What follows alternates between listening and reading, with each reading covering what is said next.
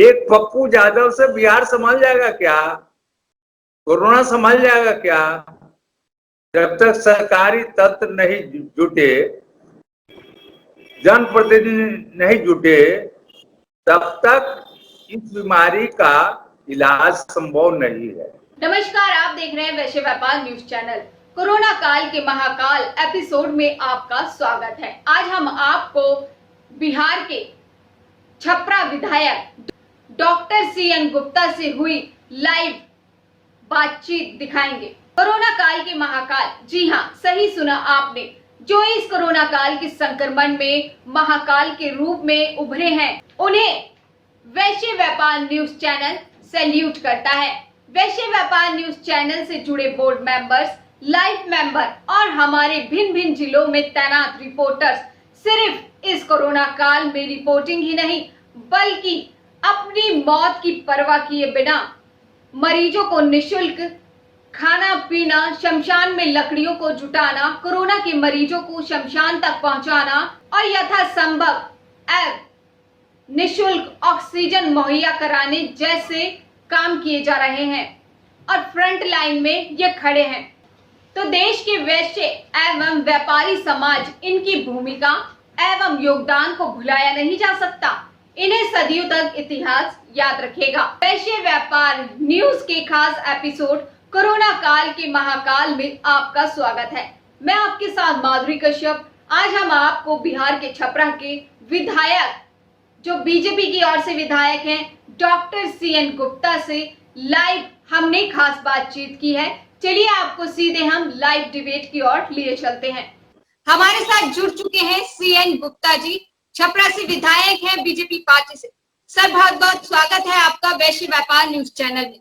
बिहार में इस समय बदहाली है कोरोना को लेकर, किसे आप जिम्मेदार ठहराते हैं या किसे जिम्मेदार ठहराया जाए?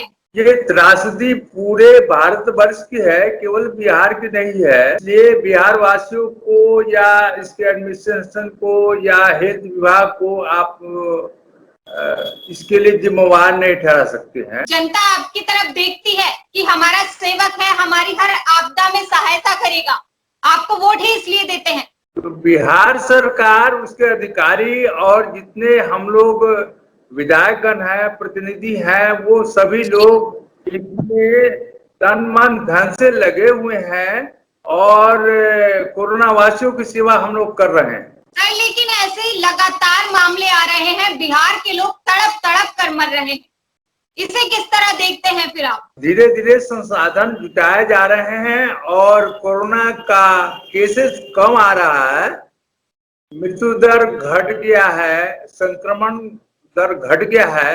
ये अच्छा साइन है और हम समझते हैं कि ये ग्रेजुअली कम हो जाएगा और हम लोग संक्रमण से मुक्त हो जाएंगे। आप कह रहे हैं कि अब संसाधन आ गए हैं, लेकिन क्या देर से नहीं जाएगी सरकार? कितने मौतें वहां पर हो चुकी हैं, वेंटिलेटर के अभाव में, एम्बुलेंस के अभाव में, डॉक्टर्स के अभाव में। क्या इसका जिम्मेदार बीजेपी या एनडीए को ना ठहराया जाए, जिसकी सरकार है वहां पर? अभी जो बातें छन के आई है एम्बुलेंस को लेके, मैं उसमें स्पष्ट आपको कहना चाहूंगा कि लगभग 60 से ज्यादा एम्बुलेंस में 10 एम्बुलेंस रखे थे, केवल ड्राइवर के नहीं होने की वजह से। बाकी सब एम्बुलेंस अपने पंचायत में उनके दौड़ रहे हैं, लोगों को ढो रहे हैं, लोगों को जान बचा रहे हैं।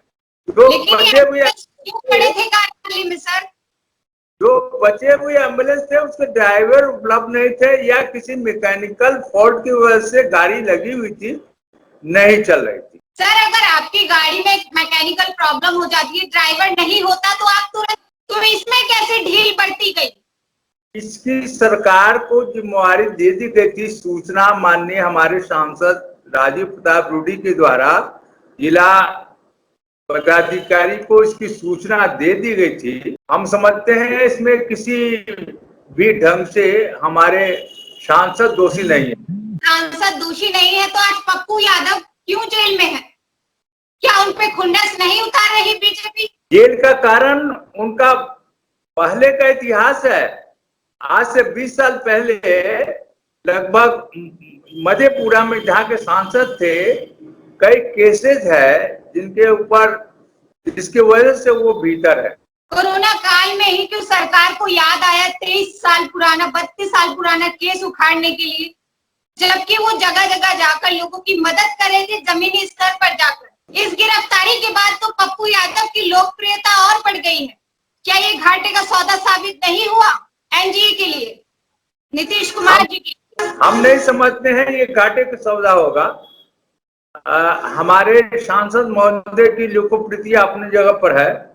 वो कोई ऐसा काम नहीं करते हैं, चीफ पॉपुलरिटी जिसको बोलते हैं वैसा कोई काम नहीं करते हैं, और लोग बीच में अच्छा अच्छा काम करते हैं। हमारे क्षेत्र में, जहाँ के क्षेत्र की बात हो रही है, वहाँ बिजली, सड़क, पानी, इस तरह की सुविधा है कि कोई कह नहीं सकता कि हमारे सांसद गलत काम करते हैं।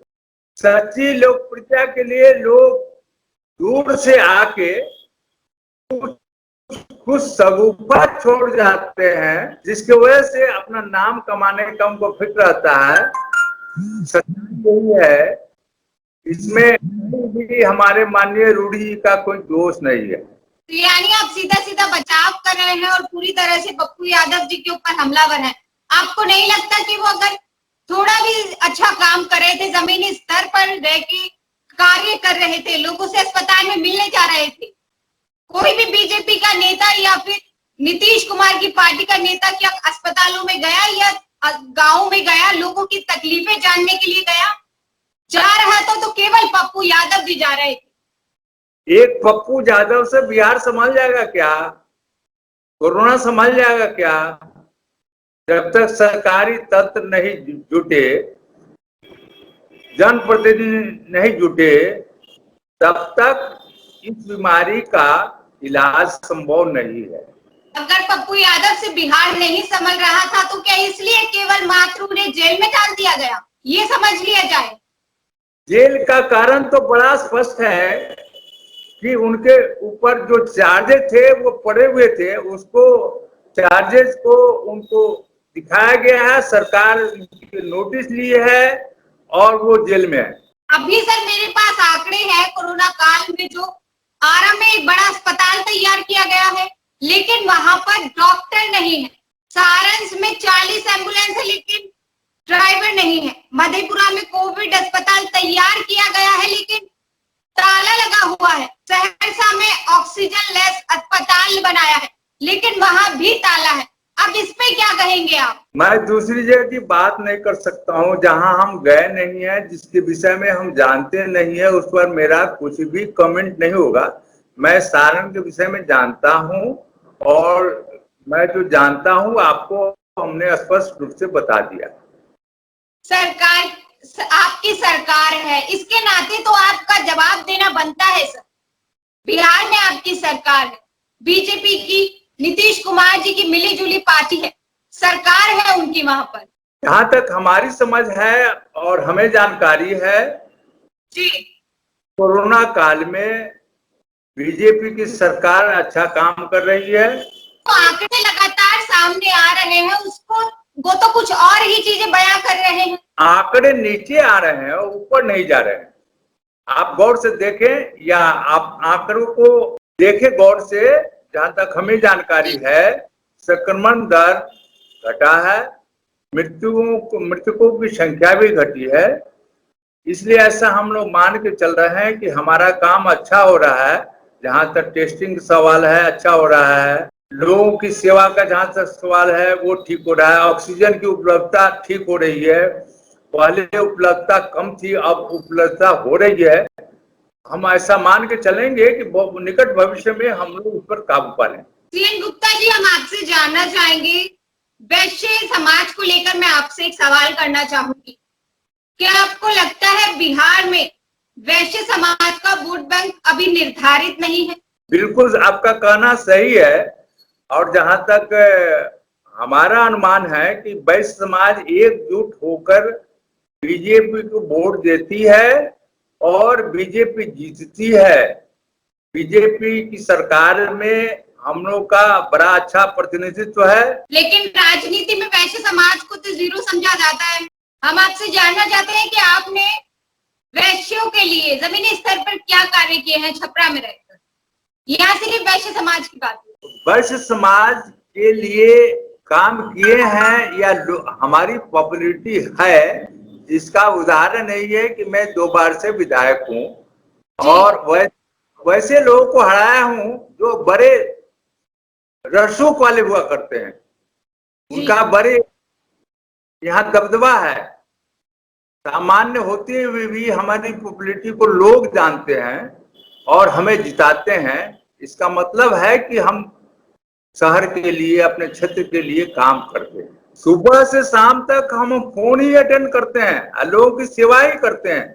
जहां तक हमसे संभव होता है हम सेवा करते हैं, इसमें कोई दुमत नहीं। हमारे चैनल के माध्यम से आप लोगों को क्या संदेश देना चाहेंगे इस कोरोना काल में? मेरा लोगों के प्रति संदेश यही है कि लोग घर में रहें, अनावश्यक घर से बाहर नहीं निकले, मास्क लगाएं, भीड़ भाड़ की जगह में नहीं जाएं, और अगर कोरोना किसी को लक्षित होता है तो अस्पताल जा सकते हैं। वहां पर्याप्त व्यवस्था है, ऑक्सीजन की व्यवस्था है, दवा की व्यवस्था है। हम समझते हैं कि ये काफी है मदद के लिए। बहुत बहुत शुक्रिया सीएन गुप्ता जी हमारे साथ जुड़ने के लिए और अपनी बातें जनता तक रखने के लिए। आप सुन रहे थे डॉक्टर सीएन गुप्ता जी को, जिन्होंने अपने महत्वपूर्ण विचार आपके सामने रखे और बताया कि छपरा में लगातार केसों की संख्या लगातार घटती जा रही है। बाकी की ताजा तरीन खबरों के लिए बने रहिए वैश्य व्यापार न्यूज चैनल के साथ। नमस्कार। धन्यवाद। तो देखा आपने बिहार में कैसे कोरोना का कहर अब थमता नजर आ रहा है। बिहार में कैसी परिस्थितियां हैं, आप ये वीडियो बिहार के किस हिस्से से देख रहे हैं, आपके इलाके में कोरोना की क्या स्थिति है और आपके विधायक पार्षद क्या कार्य कर रहे हैं या कार्य नहीं कर रहे, हमें कमेंट बॉक्स में अवश्य बताएं। फिलहाल के लिए इतना ही। देखते रहिए वैश्य व्यापार न्यूज चैनल। हम फिर हाजिर होंगे कोरोना काल के महाकाल एपिसोड को लेकर। अब तक के लिए नमस्कार।